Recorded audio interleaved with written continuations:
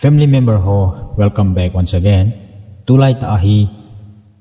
Vannoi chakon itivin. Ichitu ihaboy pilay ta ahi'n. Hodinga ima apachom ding ampon kitile. Alunghang yung kidiw kataasanin. Jong le atupi po itiwtin. Hodinga kumkat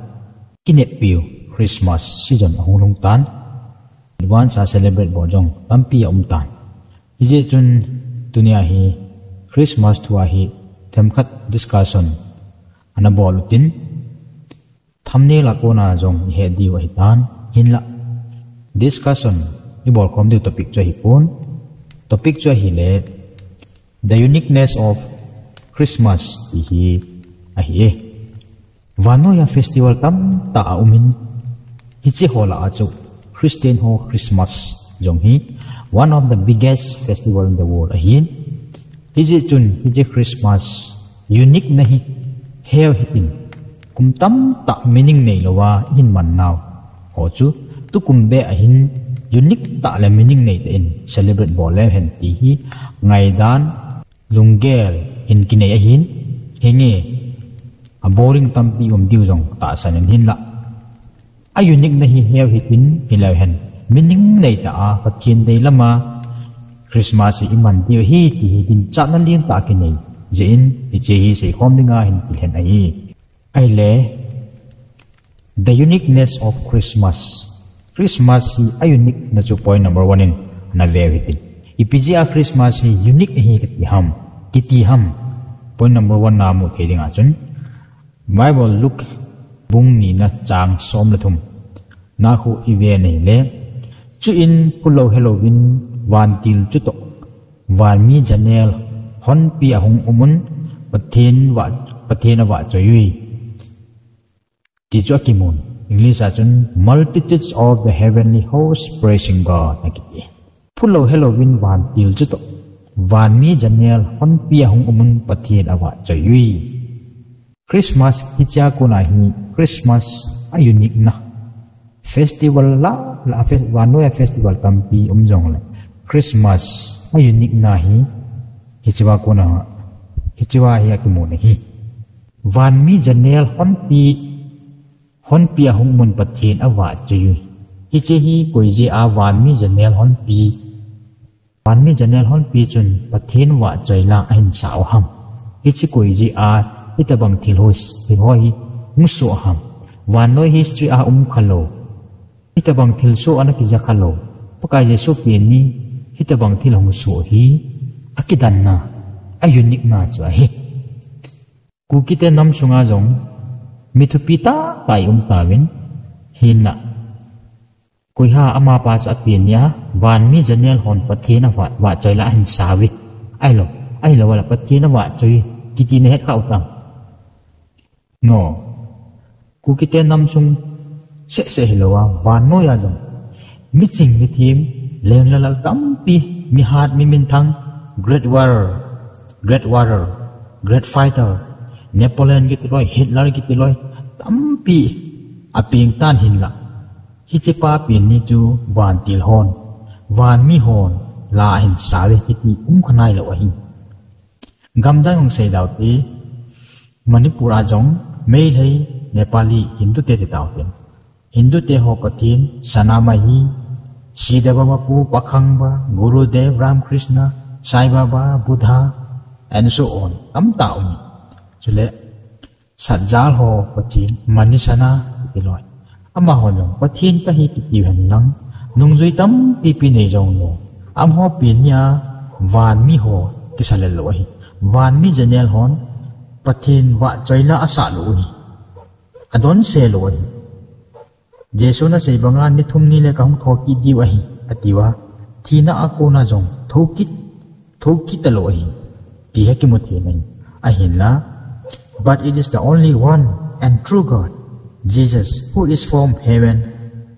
who lives his throne city of gold who came to redeem the sinner Jesu bo hi pathin di ta vana hung kon alal to na aleng to na hindala a sana ko pia leng to na lal to na hindala a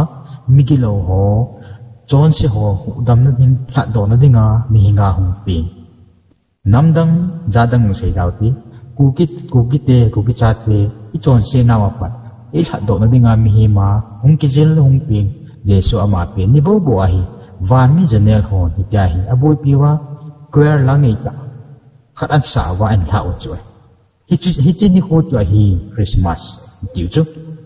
a thu pi e ong thu pi na sa lo ham hi chu choi hi Christmas a unique na chu IPGA Christmas hi unique ham hi chi ji choi hi the uniqueness of Christmas ti the na lai ta chu thu pi na sa lo ham kan wang thu pi da sai hi se thu pi dan le a unique dan hi na mu chit na het na sang sen na Christmas man dan ho hi meaning lo ding a hi je chun hi chi a unique dan hi hol tha ki ka tin a hung ding Christmas hi meaning nei ta in iman thina devin ki go te tia ya in sum mi te ho tem na ka hin ye leiset na politically economically or population mi ki phajo hi jong van ka ma pu ki te alu tamowe kiti hen lang hile ichi thu chu kizale ina kola hin kizale I ti thanok om ta dem tihi kalunggel thu pi pe nahi ichi na dinga chu ilungsung bong in ho chu thi ngutin Christmas hi pakai jesu pin ni Christmas hi mangdingin phate chan ki go mu te ti hi ki tep na wa hi point number 2 the uniqueness of Christmas unique hi na number 2 na in ga number 2 na mo the jo hele look bong ni mama chang som na chu vet na hele hiche verse hi simleu chun mijo si dinga chu hachang pa ki pa na thu pha ka hin po pi na hi ve hachang pa ki pa na ating e ha ma chun an English a chu joy shall be all the people akiti nahi ahile joy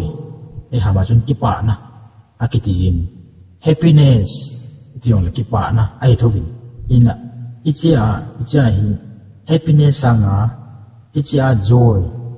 Bible in joy aman na ji lai ka hi joy hi happiness sanga gil che ki pa na ahin hiche chu Christmas in ta banga joy ki pa na chu Christmas in I hodinga offer about wa hi hiche chu hi Christmas ai ni na second point na mu the chu Christmas festival otherwise say bang mo sa festival tam ta nan henla celebrate bol hodinga joy ai pi the celebrate no hi only Christmas Yesu pini bo Yesu Christmas bo wa hi mi hempe ani ko celebrate bol hodinga joy ki pa na ai pi the chu ichilai ka ja chu Christmas hi festival a unique hi chu atumate na hi hiche joy ki pa na sungdel ki pa na chu ai hodinga offer ai bol pi wa hi ahile IPGA happiness lewa joy ati ha aji umai joy le happiness hi akiba lo dan ga bilew hen happiness chu ipi ham simple ta he thing ga sei le happiness hi lucky do khat na ji a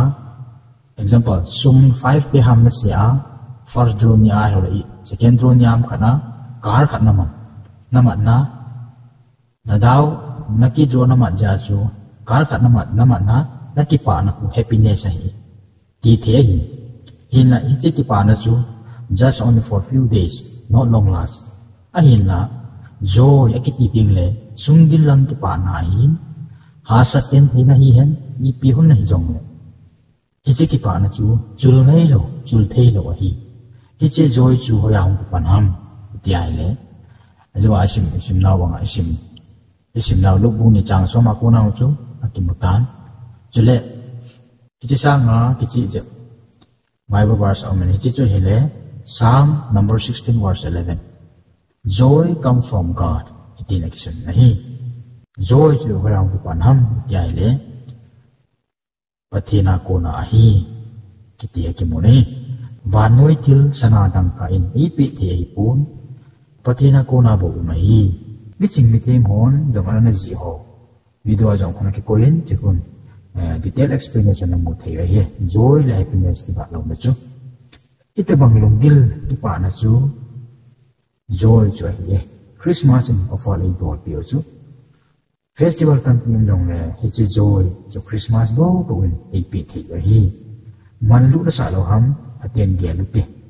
joy hi offer hi jong ei man idei lo wa le jang di lo ki ma di lo wa yin ei man ikina lu ngai hi kum tam ta Christmas unique dan hello wa in mang tawi hin la tu chunga hi itiman dinga na ki godem komena in 7 ai lo wa le angai na bang bang sane no na judo no man ki diu ham tu chung Christmas song mang nge itina lai ham or tu chung wang hi man lu ta ka man ding ai tai ya na ki god wang komena in 7 iki godan komena in 7 ko ka na ka chene Christmas pachari ho Christmas pachari jaw ding ho kihou limna tu bu kha ka hai mil thelo omi iti chu pi ham ya aloi pa pasal khatin aloi ho se pai pa ko ma as akang tu me di jong ka khom ti asan chi hin ko nang se pai asan chi hin ko ne ati ipi ham se ipi se na ham ya ju ase na color san ase na chi chu hi ni te kum tam ta Christmas mandan Chris ai mi ten Christmas mandan tu ni chan ge ya chi pi na lai wai kiti le ke sei khin lo hi ji a chu thamne la Christmas to hell ta ki ji lo na pen ko ai ahi'n ngai se dinga ko hi pun ipa diu de na ta hi discussion in kibol hin nung hang po hitin aphalam adingin ki gel zo mi nung del te hin lai win gamsung change dingi de win ahin la ima change kibol nung po win ima kibol ma sa nga ye chule personal changes na dinga chu pathen nei ma sa nga ki ni ni gamsung tu di lo kingai na lo na hi mi ngai lu na ai pe the pathen nei lo ji oi pe ne je chun ahung lung ding coming Christmas a hi thate chan igong tin prepare lo Jesu ilung sunga pin sa le hun in sunga ki khia na hong tin personally ki khia na hong tin in sunga dong ki khia na hong tin in sunga ko na ko sunga ki khia na hong tin ko sunga ko na lam kai ho politics leader ho ti tau te ta saban wa na ki khia na hong chal ding ai chi ting le chun mi in pha igam sunga thu di ding ki ngai lu na hong ding mi in pha pa ni hi lam kai ho se ki khia lu de ji bin ai la ki khia nom ji lo di lo hi public ho ki khia lu tin minimal che wa personally I ki khia che pin thu di bo lew hen leader hon thu di lo wa it imat ya jong ai bo po bin ti hi a chai na pe na sei do mo bin tin kihou limna wa sei hiram ngai dam tin seikhel ijui thi dinga seikhel wa ngai patinin nei bo no adin thei bu ti tamen see you family members may God bless you all wish you all to celebrate well Christmas.